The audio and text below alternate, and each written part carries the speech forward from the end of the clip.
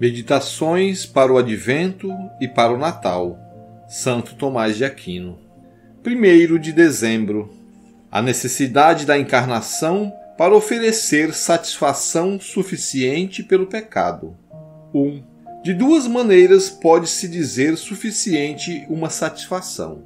Primeiro, de maneira perfeita, porque é condigna, por certa adequação, para compensar a culpa cometida, e assim a satisfação que um simples homem dera pelo pecado não deveria ser o suficiente, porque toda a natureza humana estava corrompida pelo pecado.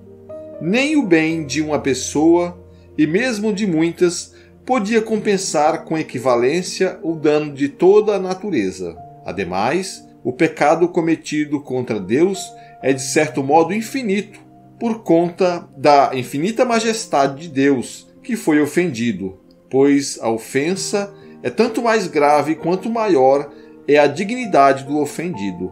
Portanto, foi necessário para uma satisfação condigna que o ato de satisfação tivesse eficácia infinita, como o é o ato daquele que é Deus e homem.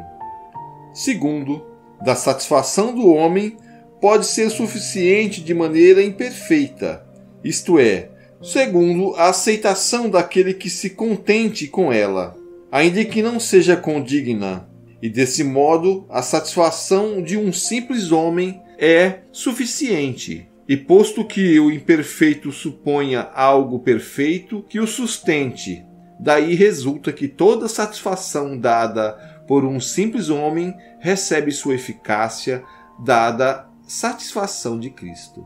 2. A encarnação oferece a certeza do perdão do pecado.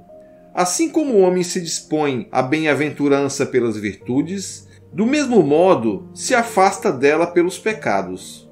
O pecado, contrário à virtude, é um impedimento para a bem-aventurança, não só porque induz uma desordem na alma, enquanto a afasta da ordem para o fim devido, mas também porque ofende a Deus, do qual espera o prêmio da bem-aventurança. E, ademais, tendo o homem conhecimento desta ofensa, perde pelo pecado a esperança de aproximar-se de Deus, a qual é necessária para conseguir a bem-aventurança. Portanto, é necessário ao gênero humano, cheio de pecados, que se lhe dê algum remédio contra os pecados, mas esse remédio pode dá-lo somente Deus, o qual não só pode mover a vontade do homem para o bem, para reintegrá-la na ordem devida, senão que também pode perdoar a ofensa cometida contra ele, pois a ofensa só pode ser perdoada por aquele contra quem se comete.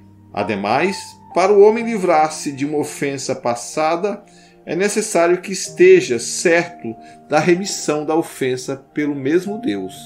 Certeza que não pode obter se Deus mesmo não lhe certifica isso.